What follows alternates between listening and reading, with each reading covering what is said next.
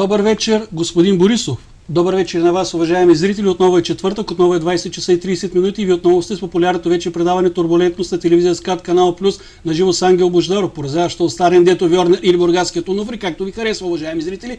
Темата, която избрахме за вас тази вечер е: вярвате ли на ясновидци и екстрасенси? Малко заекнах в началото, защото става въпрос за нещо много сериозно. Повтарям, вярвате ли на ясновидци и екстрасенси? По тази тема, уважаеми зрители, тази вечер ще има много интересни гости и ние е пристигнал чак от град София, за да гостува в нашето предаване. Ще ги видите, разбира се, след 5 минути, защото в първите 5-7 минути знаете, че аз ги крия, просто за да възбудя малко вашето любопитство, както и след 29 минути точно. Ние ще включим тук телефоните директни в студиото на телевизия СКАТ, канал Плюс, за да можете вие, уважаеми зрители, да изкажете вашето мнение, становище по тази тема, ако желаете, както и да зададете въпрос към нашите гости. А сега, уважаеми дами и господа, нека да започнем, както и винаги при нас среда, а той, както винаги знаете при нас е, че в четвъртък ние започваме с добрите новини.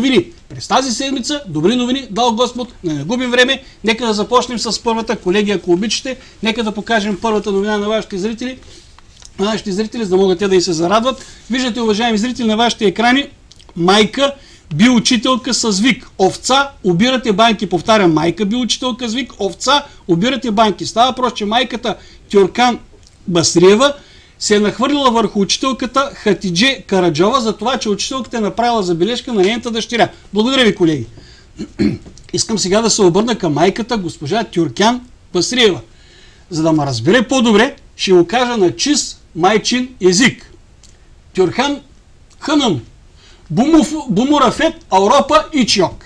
Сега ще го предава, разбира се, на вас, уважаеми зрители, защото това беше на чист майчин език. Иска да кажа на госпожа Тюркан Басриева, че с тези простоти в Европа не приемат. Това да го имат преди тези, за които сега са готвени референдум в Бургас, както знаете, дали да влезе в Европейски съюз или не, нашата южна съседка, повтарям, Бумурафет, Ауропа и Чиок. Това беше първата добра новина, уважаеми дами и господа, за тази вечер. Разбира се, ние ще продължим веднага и с втората, която аз пак ще помоля колегите да покажат.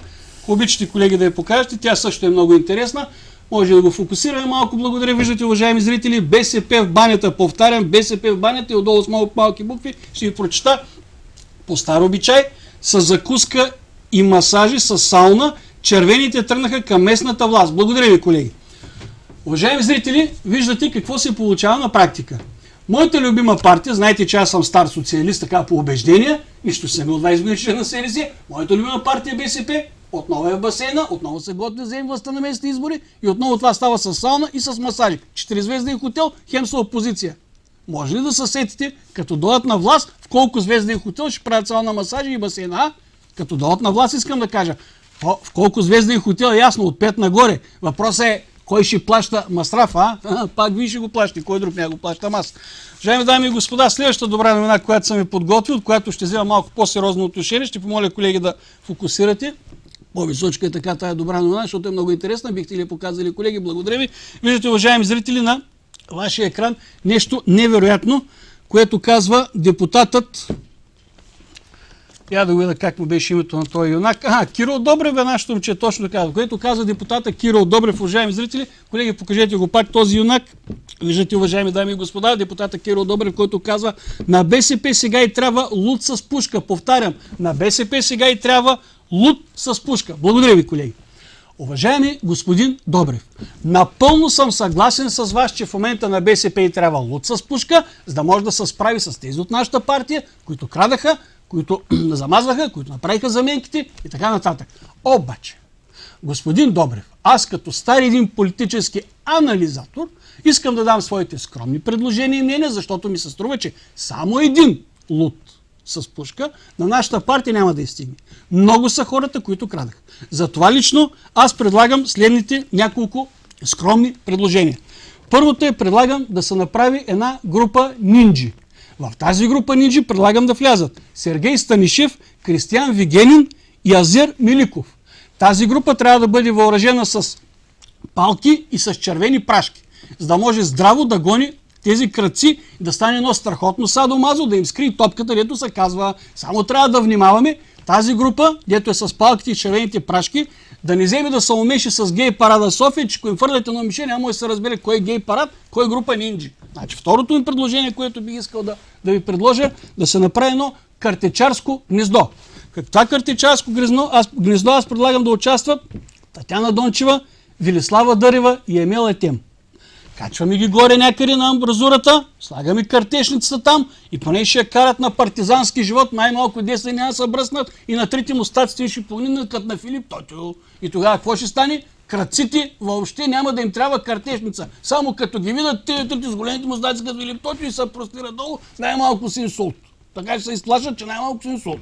Следващото предложение, което искам да ви предложа към нашата хубава партия, другаря Румен Петков да бъде качен на един танк. Да бъде качен другар Румен Петков на един танк, за да може здраво да се пребори с братя Галев.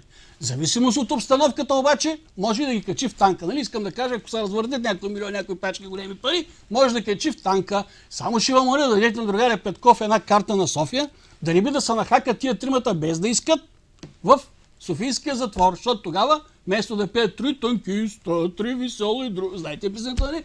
Може да останат много дълго там, в Софийския затвор. Ако са нахака с танка вътре, може да ги пуснат да излязат, защото ако питате мен, те въобще не са за излизане. Сега, уважаеми дами и господа, за да не избягат обаче крадците и за да ни хванат гората и за да ни направят землянки, аз предлагам да назначим за горски царя на републиката Симеон Сакс Горски. Той не че ще свърши някаква работа, нали? Знаете, че за нищо не става обаче. Понеже има личен интерес и винаги си го следва, като изсече всичките дървета и няма да остане живо дърво в гората. И тогава тия, в каква землянка са крият? Тя се вижда от 5 км, каква землянка?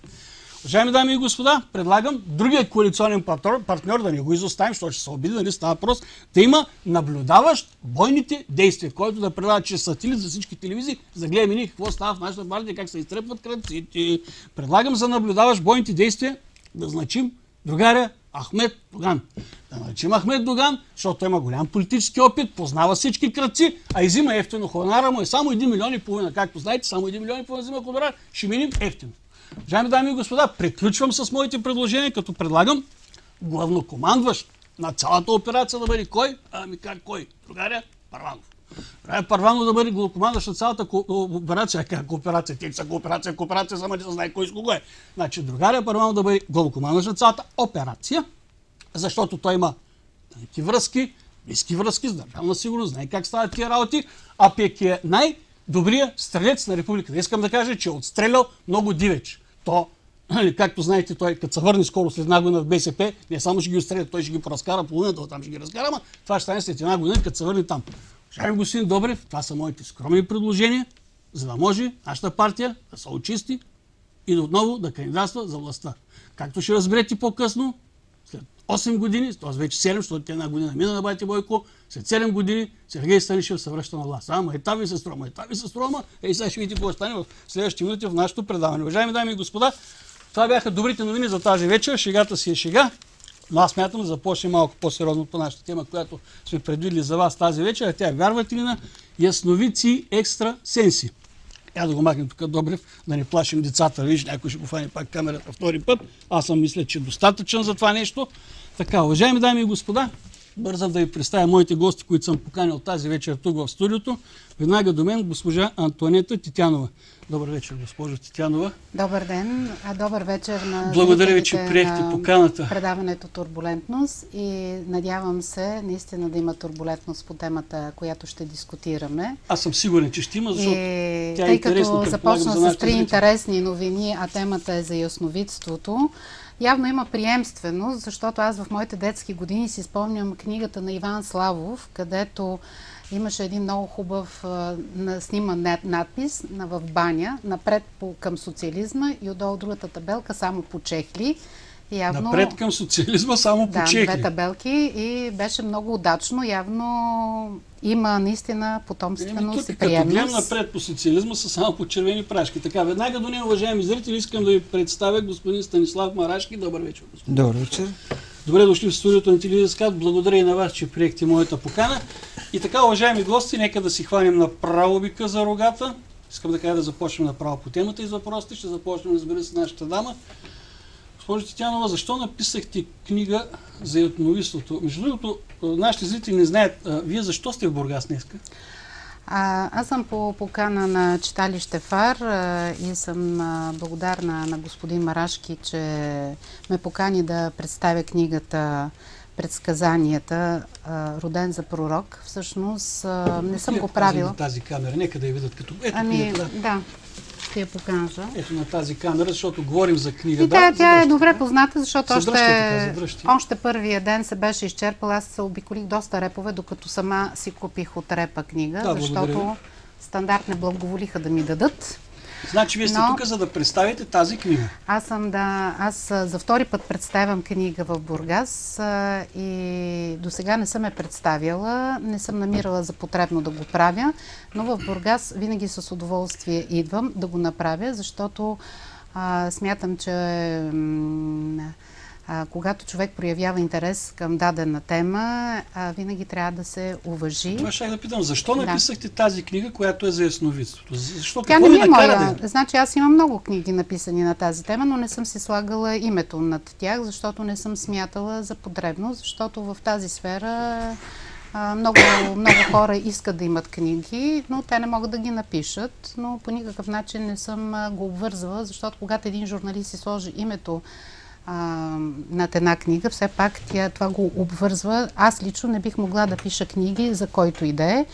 И както предната ми книга беше за Калинка Сгурова и тя ми донесе наградата за публицистика, така и тази книга, която аз и до сега твърда, че който я е прочел, поне и от мненията, които получавам по почтата, тя не е само за ясновидец, а въобще за криптостезията като наука във всичките хилядолетия. Какво беше това, дето казахте? Извинявайте. Криптостезия означава ясновидство, само че то съществува откакто човек е дошъл на този свят и е тръгнал да планира какъв ще бъде утрешния ден, ще има ли улов, какво ще е времето, ще е благоприятно ли, ще минат ли оттам стадата и така нататък. Тоест, желанието да прогнозира, да прозре напред, да предвиди нещата, де-факто е създало този стремеж. Той не е роден сега, винаги е съществувал. Благодаря ви, разбрах защо сте написали книгата. Господин Марашки, вие представихте тази книга днес в читалище ФАР. Въпросът обаче към вас е: промени ли тя вашия мироглед към ясновидството? Мога да ви кажа така. Когато човек се запознае с нещо, да промениш мнението си за нещо, това означава да увеличиш познанията си за него. Защото промяната на едно мнение става само по пътя на познанието. Когато промениш познанието си за някое явление, ти променяш отношението си към него. Затова ще отговоря така. Аз обогатих знанията си за ясновидството. Следователно, промених отношението си към ясновидството. Тоест тази книга е променила и обогатила знанията и е променила отношението към ясновидството. Това е най-праволинейният отговор, като в едно граматическо упражнение, когато трябва да се отговори с да и с не. Аз ви казах същото, но ви го казах, че чрез обогатяване на знанията си, тъй като хората съществува едно масово невежество по отношение на това какво е точно ясновидството. Какви са механизмите, по които това се извършва. Мненията са от крайна апологетика до крайно отрицание. Като преобладава отрицанието предвид на това, че българинът по природа е тома неверни. Той не вярва. Той не е мистичен. Той действа на принципа око да види, ръка да пипне. И не знам защо, но когато прочетох книгата и внезапно в съзнанието ми изплува много познатата поговорка, че никой не е пророк в собствената си страна. На времето Мерсия Магдермот беше казала по повод на Васил Левски, че ако той беше се родил по друго време или в друга страна и беше представител на един по-голям и по-велик народ, различен от българския, щеше да бъде една световна колосална фигура. Но явно, че за да се признаят даденостите на една личност, било то и сензитивни, като че ли е нужно по-голямо географско и времево пространство. Благодаря ви. Госпожо Тетянова, ясновидец и лечител